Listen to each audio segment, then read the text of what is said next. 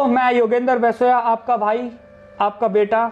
आज मैं फिर एक बार एक महत्वपूर्ण वीडियो को लेके आया हूं।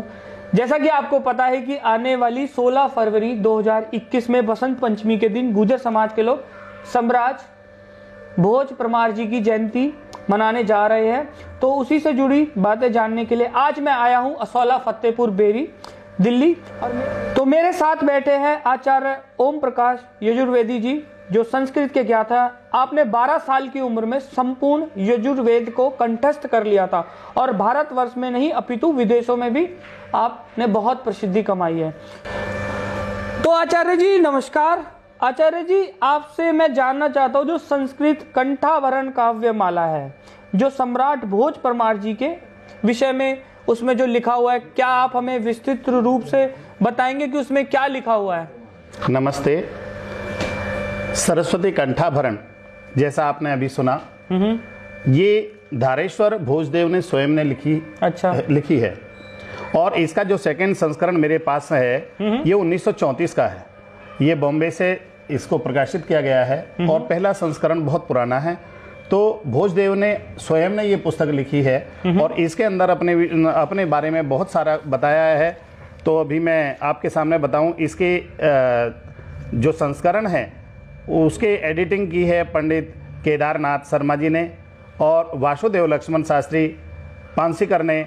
तो इस प्रकार से ये जो पुस्तक है मेरे सामने है और इसके अंदर बहुत ही सुंदर शब्दों में भोजदेव ने अपने बारे में बताया। वासिष्ठै सुकृतोद्भवोऽध्ययरसतै अस्त्यग्निकुण्डोद्भवो भूपालः परमार इत्यधिपतिः सप्ताधिकाश्चैर्भुवः अद्याप्युद्भुत हर्षगद्गदगिरो गायन्ति यस्योद्भटं विश्वामित्रजयोर्जितस्य भुजयोर्विस्फुर्जितं गुर्जराः। इस सरस्वती कंठाभरण में बताया गया है कि राजा भोज स्वयं के परमार जो वंश है उसमें अपनी उत्पत्ति के विषय में बताते हुए परमार वंश की ख्याति अथवा प्रसिद्धि के विषय में कहते हैं कि परमार, प्रतिहार, चालुक्य और चौहान ये 4 क्षत्रियों के कुल है और इनकी अनेक शाखाओं में ये बटे हुए हैं और ये सभी अग्निवंश से उत्पन्न माने जाते हैं। यद्यपि परमार वंश को ही अनेक शिलालेखों में अग्निवंश से उत्पन्न सिद्ध किया गया है। चालुक्य आदि का जो उत्पत्ति का समय है उसको कहते हैं कि सूर्य वंश से उनका वर्णन मिलता है। विश्वामित्र और वशिष्ठ ऋषि के आशीर्वाद से इन गुर्जरों की विजयश्री एवं बाहुबल की प्रशंसा हमेशा भाटों के द्वारा आज भी गाई जाती रही है। भाट ऐसे हैं, आज भी किसी भी गांव में जाइए तो उनके पास गुर्जरों की वंशावली जरूर मिलेगी। तो उस दौरान में भी भोजदेव के समय में भी जो भाट है वो गुर्जरों की वंशावली भी गाते रहे हैं और उनके विषय में बताते रहे हैं कि किस प्रकार से इन्होंने महान कार्य किए।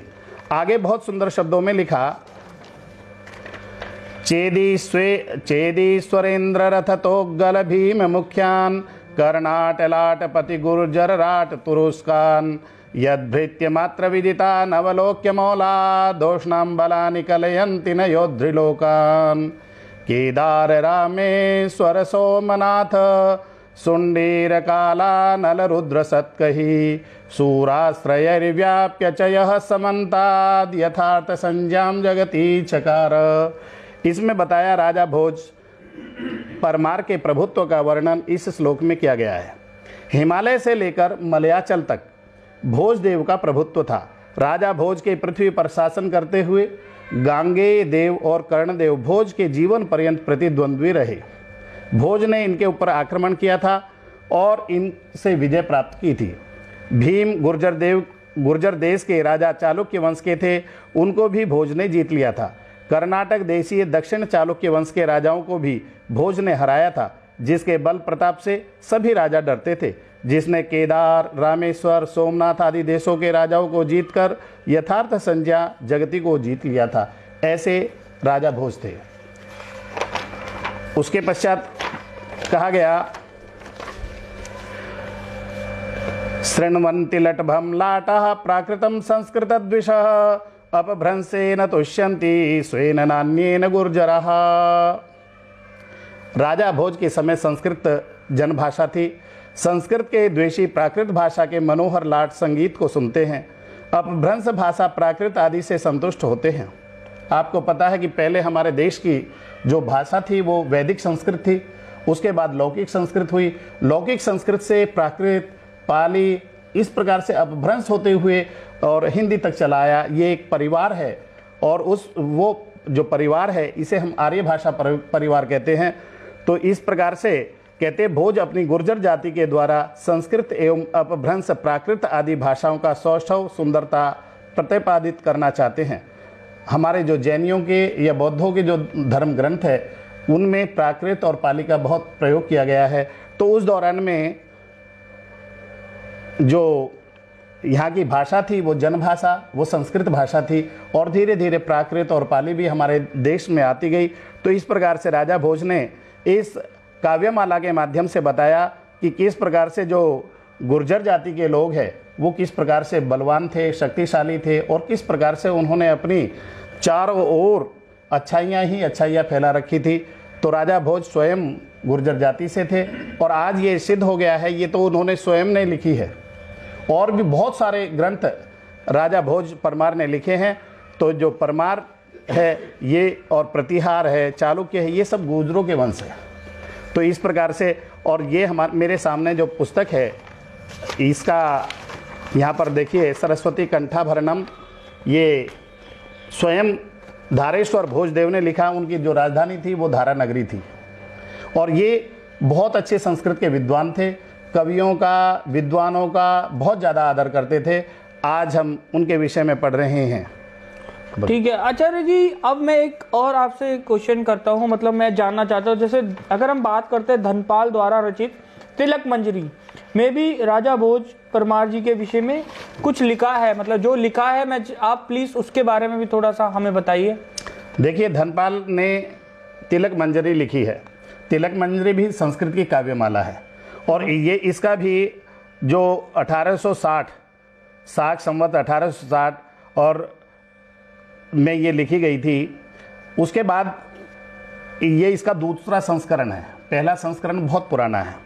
इसमें भी धनपाल ने भोज राजा के पराक्रम का वर्णन किया है और कहा वासैष्ठिस्म कृतस्मयो वर्षतै अस्त्यग्निकुंडोद्भवो भूपालः परमार इत्यभिधयाख्यातो महीमंडले अद्याप्युद्गत हर्षगदगदगिरो गायन्ति यस्यार्बुधे विश्वामित्रजियोज्झितस्य भुजयोर्विस्फुर्जितं गुर्जराः। ये काव्यमाला के अंदर तिलक मंजरी है और उसका ये 39 श्लोक नंबर 39 है और इसमें उन्होंने बहुत सुंदर शब्दों में कहा कि वशिष्ठ एवं विश्वामित्र के आशीर्वाद से अग्निकुंड से उत्पन्न गुर्जर परमार भोज अपनी भुजाओं के बल पर पूरी पृथ्वी पर महिमा मंडित हो रहे हैं। विद्वान लोग अपनी बुद्धि के अनुसार उनकी प्रसिद्धि एवं ख्याति का गुणगान कर रहे हैं।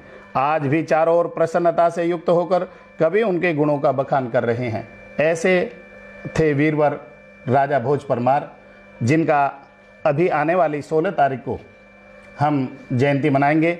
राजा भोज परमार, ये देखिए तिलक मंजरी है और ये धनपाल द्वारा विरचित है। तो इसके अंदर भी राजा भोज का गुणगान किया गया है और अनेक संस्कृत के ग्रंथ है। राजा भोज परमार 1010 ईस्वी से लेकर के 1055 ईस्वी तक शासन उन्होंने किया और उनकी जो जयंती है माघ मास शुक्ल पंचमी अर्थात वसंतमी के दिन मनाई जाती है। ऐसे राजा भोज परमार जो गुर्जर सम्राट थे और सम्राट उनको कहते हैं जो राजाओं के राजा थे, उन्होंने चारों ओर अपना साम्राज्य स्थापित किया और उनकी प्रशंसा आज भी अनेक प्रकार के अनेक शास्त्रों में उनका वर्णन आता है। और जब बड़ी क्लासों में हम पढ़ते हैं तो वहाँ पढ़ाया जाता है कि राजा भोज परमार ऐसे कवि प्रेमी थे, ऐसे विद्वान थे और विद्या प्रेमी इतने थे कि वो विद्वानों का इतना आदर सत्कार करते थे कि जो भी विद्वान उनके यहाँ पर आ जाता था उनका मान और सम्मान इस प्रकार से करते थे। एक छोटी सी घटना मैं उनके विषय में भी सुना दूं। राजा भोज परमार के विषय में एक बार की बात है कि धारा नगरी में दूर दूर देश से कोई विद्वान आया और उसने आकर के प्रार्थना की कि महाराज, मैंने आपकी प्रसिद्धि सुनी है कि आप बहुत विद्या व्यसनी हो, विद्या से प्रेम करने वाले हो, तो मैं आपकी इस नगरी में रहना चाहता हूँ। तो राजा भोज ने कहा कि अच्छा आप यहाँ रहना चाहते हो, ये तो मेरा सौभाग्य है कि एक विद्वान हमारे यहाँ पर आएगा। फिर उन्होंने अपने नगरपाल को बुलाकर आदेश दिया कि नगरपाल जाओ, तुम मेरे राज्य में चारों ओर घूमो और ऐसा व्यक्ति देख करके आओ जो कम पढ़ा लिखा है, उसको उसके घर की कीमत दे दो और उस घर में इन विद्वान महोदय को स्थापित करो। चारों ओर घूमने के बाद नगरपाल वापस लौटा और नगरपाल ने पाया कि कोई और बोला कि महाराज हमारे राज्य में कोई भी ऐसा व्यक्ति नहीं है जो अनपढ़ हो। तो उन्होंने फिर भेजा कि जाओ कोई ऐसा व्यक्ति पकड़ करके लाओ जो कविता बनाना नहीं जानता हो। वो चारों तरफ घूमे और एक व्यक्ति को देखा जो जुलाहे का काम कर रहा था, जो रुई को काटने का काम कर रहा था। उससे जाकर के उन सैनिकों ने कहा कि क्या तुम कविता बनाना जानते हो? तो वो कहते हैं कि देखो मैं गुरुकुल में पढ़ा हूँ, परंतु मैं कविता तो बनाना जानता हूँ पर बहुत अच्छी नहीं बनाना जानता, क्योंकि मेरा काम रात दिन यही है, मैं धागे बना रहा हूँ। तो उन्होंने बस उसकी और बात नहीं सुनी और कहा कि आपको हमारे साथ चलना होगा। उसे पकड़ करके राजा के दरबार में ले गए और राजा से कहा कि ये एक व्यक्ति मिला है हमें पूरे उसमें जो कविता बनाना नहीं जानता। तो राजा भोज ने कहा कि क्या तुम कविता बनाना नहीं जानते? तो उन्होंने कहा काव्यम करोमि नहीं चारुतरम करोमि, मैं कविता तो करता हूँ हे राजन, पर बहुत अच्छी कविता नहीं कर पाता हूँ। और इस प्रकार से लास्ट पंक्ति में कहता है, कवि पूरी कवि उसको अपने श्लोक को बोलते हुए और लास्ट में कहता है हे शाशांक कवयामी वयामी यामी, हे राजन, हे सिंहासन पर जड़ित मणियों से सुशोभित सिंहासन वाले हे राजन, मैं कवयामी कविता करना जानता हूँ। वयामी क को हटा दिया, एक एक अक्षर हटा रहे हैं। कवयामी कविता करना जानता हूँ, वयामी कपड़ा बुनता हूँ और यामी अब जाने की अनुमति चाहता हूँ। तो राजा भोज उछल पड़े और कहने लगे वाह वाह, मैं कितना सौभाग्यशाली हूँ कि मेरे राज्य में एक छोटा सा व्यक्ति भी इतना अच्छा कविता करना जानता है।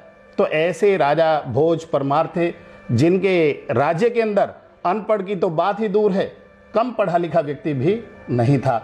आज हम उनकी जयंती के पावन अवसर पर सबको बहुत बहुत शुभकामनाएं देते हैं। धन्यवाद जी। अब बात करते हैं, क्योंकि जब बात आती है परमार की तो हमारे दो राजा हुए थे, एक थे सम्राट मिहिर भोज और दूसरे हमारे हुए हैं भोज परमार जी। तो क्या आप इनके बारे में थोड़ा सा बताएंगे कि हाँ ये हुए दोनों हमारी गुर्जर जाति से ही हैं और ये दोनों महान शासक। तो आपने भोज परमार जी के बारे में बताया, मैं चाहता हूं कि आप थोड़ा बहुत हमें मिहिर भोज जो राजा हमारे सम्राट मिहिर भोज जो हुए थे, जो कि प्रतिहार सम्राट थे, प्रतिहार साम्राज्य से थे, उनके बारे में थोड़ा सा हमें बताइए प्लीज। गुर्जर सम्राट मिहिर भोज और उनका जो कार्यकाल था वो 836 ईस्वी से लेके 885 ईस्वी तक रहा है। वो पहले इनसे लगभग 200 वर्ष पहले हुए हैं। और मिहिर भोज बहुत बड़े खगोल शास्त्री थे, बहुत बड़े ज्योतिषी भी थे और उन्होंने भी अपना शासन बहुत बढ़िया तरीके से चलाया। उनकी बहुत बड़ी फौज थी और इस कारण से पूरे इलाके के अंदर बड़ी ही शांति थी, अमन चैन था। और उसके पश्चात 1010वीं ईस्वी में से भोज जो परमार थे, गुर्जर सम्राट भोज परमार, उनका शासन प्रारंभ हुआ। वो 1055 ईस्वी तक रहा और उनकी जयंती जो है अभी वसंत पंचमी के दिन मनाई जाएगी। परंतु जो मिहिर भोज प्रतिहार है वो भादव मास शुक्ल पक्ष की तृतीया को उनकी जयंती मनाई जाती है।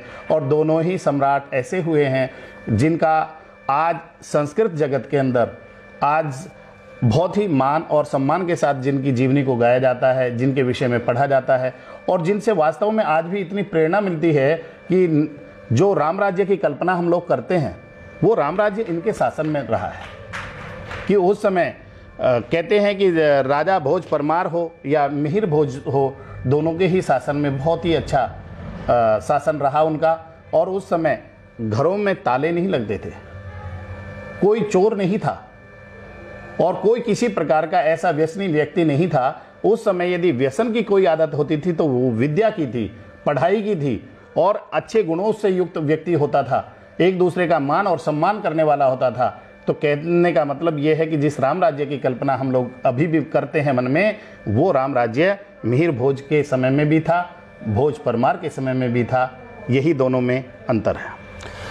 तो देखा दोस्तों, आज जैसा कि हमें आचार्य प्रकाश यजुर्वेदी जी ने बताया कि किस तरह से भोज परमार हमारे प्रतापी राजा हुए और किस तरह से उनका साम्राज्य फैला हुआ था और किस तरह से वो जो है विद्वान थे और विद्वानों की जो है रिस्पेक्ट किया करते थे।